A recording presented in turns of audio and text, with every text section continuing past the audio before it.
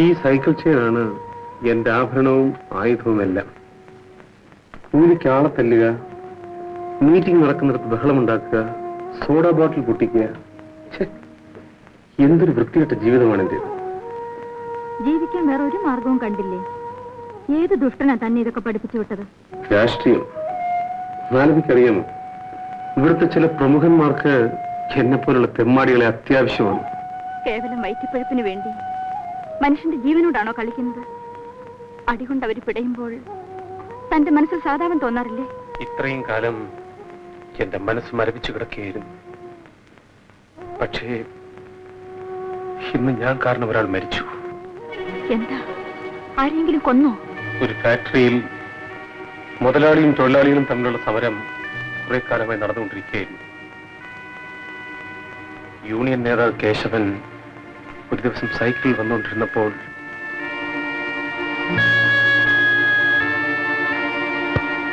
ഇപ്പോൾ സങ്കടപ്പെട്ടിട്ട് എന്താ കാര്യം? ചെയ്യുന്നത് നേരത്തെ തന്നെ തെറ്റാണെന്ന് അറിയാമായിരുന്നെങ്കിൽ എത്രയോ പേരുടെ കൈയും കാലും ജീവനും ഒക്കെ രക്ഷപ്പെടുമായിരുന്നു. ഇനിയെങ്കിലും ഇതൊക്കെ ഒന്ന് നിർത്തൂ. എന്തെങ്കിലും കഴിച്ചോ? ഇവിടെ കഴിക്കുന്നോ?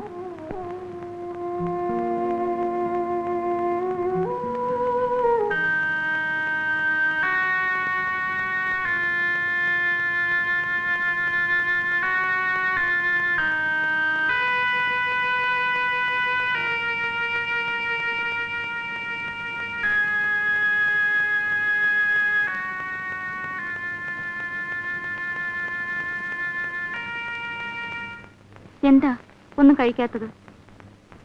ഈ ചോറിന് വേണ്ടി നീ എന്തെല്ലാം അനുഭവിക്കേണ്ടിയിരിക്കുന്നു എന്നാലോചിച്ചു.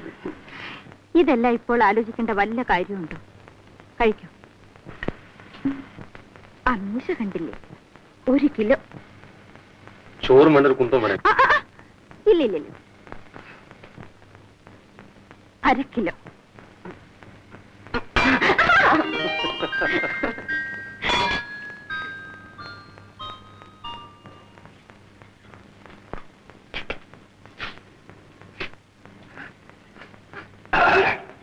എന്തൊരു വൃത്തികെട്ട ശീലം. ഒരു മൂക്കുപ്പൊടി വല്ല കള്ളോ ചരയാണെങ്കിൽ പിന്നെ സഹിക്കാം. ഇതിന്റെ സുഗന്ധം നിനക്കറിയാം. ആട്ടെ, ഒരു കാര്യം ചോദിച്ചാ നീ പിണങ്ങോ? നീ എങ്ങനെ ഈ തൊഴിൽ വന്നുപെട്ടെ? കോളേജിൽ പഠിച്ച് ഡിഗ്രി എടുത്തു. വെറുതെ ചെളിയിൽ കൈയിട്ട് മുഖത്ത് തേക്കണോ? എങ്ങനെയാണെന്ന് അറിയാമെന്ന് വെച്ച് ചോദിച്ചാ? ആരോട് ചോദിച്ചാലും പറയും നമ്മുടെ ഈ സമുദായമാ. എന്റെ അച്ഛൻ മരിച്ചിട്ട് ദിവസങ്ങൾ പോലും ആയില്ല. എന്റെ അമ്മയ്ക്ക് തനിച്ചു കിടക്കാൻ വയ്യാതായി.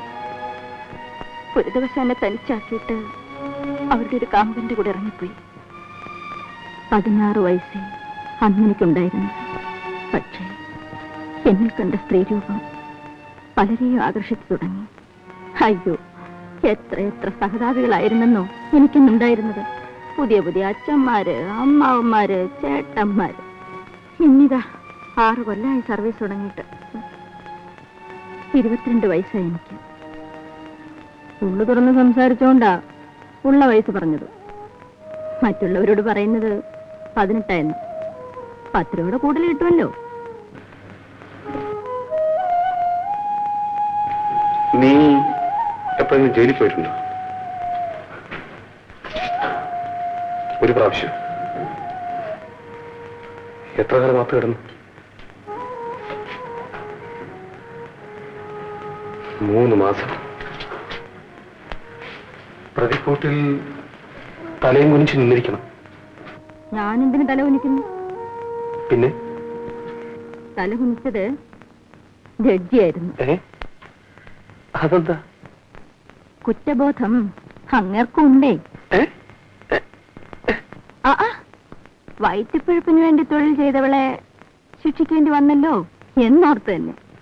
അതെ, മാലതി പറയാറുണ്ടല്ലോ, ഈ തൊഴിൽ നിനക്ക് അവസാനിപ്പിച്ചൂടെ? എന്നിട്ട് ജീവിതമാർഗം?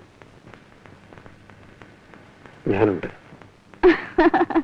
മനുഷ്യരുടെ കൈയും കാലും വെട്ടി ജീവിക്കാമെന്നോ?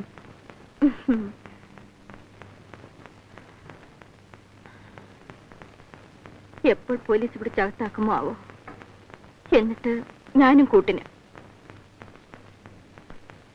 മാലതി, കുറെ ബുദ്ധിമുട്ടുകൾ സഹിക്കേണ്ടി വന്നാലും നമുക്കും മറ്റുള്ളവരൊക്കെ മാനമായി ജീവിക്കാൻ ശ്രമിച്ചുകൂടെ? മാലതി,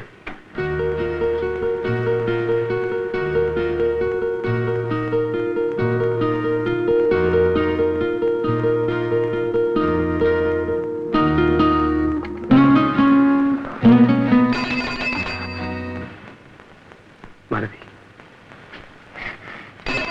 ശരി ശരി, പൊയ്ക്കോ. എന്താ മാലതി? ദയവ് ചെയ്തൊന്ന് പോകൂ. എന്റെ പഴുപ്പ് മുട്ടിക്കാതെ, എന്റെ മനസ്സിനിട്ട് കുഴയ്ക്കാതെ പോകാനാ പറഞ്ഞത്.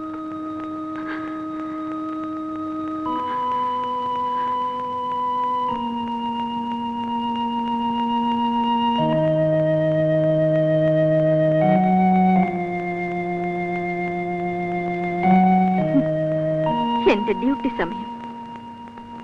ഇപ്പോൾ വന്ന് എന്തൊക്കെയോ തത്വങ്ങൾ സംസാരിക്കുന്നു. मालू, अरे मालू, तुम कहाँ है? उधर है. बैठ जा. बारू बारू, बच्चों बारू. നിങ്ങൾ ഹോസ്പിറ്റലിലെ നഴ്സ് മാതിരിയാണ്. क्योंकि मेरा जैसा आते हो के सेवा करता है. എന്താണ് സേട്ട്, പണ്ടൊക്കെ മാസത്തിൽ ഒരിക്കലായിരുന്നു. ഇപ്പൊ കൂടെ കൂടി ഇങ്ങോട്ട് വരുന്നുണ്ടല്ലോ. വീട്ടിൽ പഴക്കാണ്. മാത്രമല്ല നമ്മളുടെ മനസ്സ് മതി. നമ്മൾക്ക് എന്താണ് ഒരു തെറ്റു? ഈ പല്ലു നമ്മൾക്ക് ഖേട. അതല്ലാതെ നമുക്ക് എന്താണ് ഒരു തെറ്റു? എന്നിട്ടും നമ്മളുടെ ബീവി വേറെ ആൾക്കൂടെ ദോസ്തി കാണിക്കും. നമ്മളുടെ കയ്യിലെ പൈസ കൊണ്ട് ബീവി കൂടെ കാറിലെ ആരാംസെ പോകാം. ഇപ്പോ ഒറ്റയ്ക്ക് ആട്ടോയിൽ പോകുന്നു.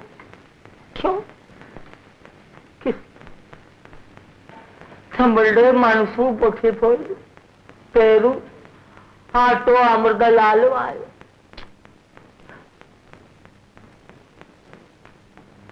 മാലു, സേട്ട്, ഞാനിപ്പോ വരാം. मालूम तू जल्दी आओ ना.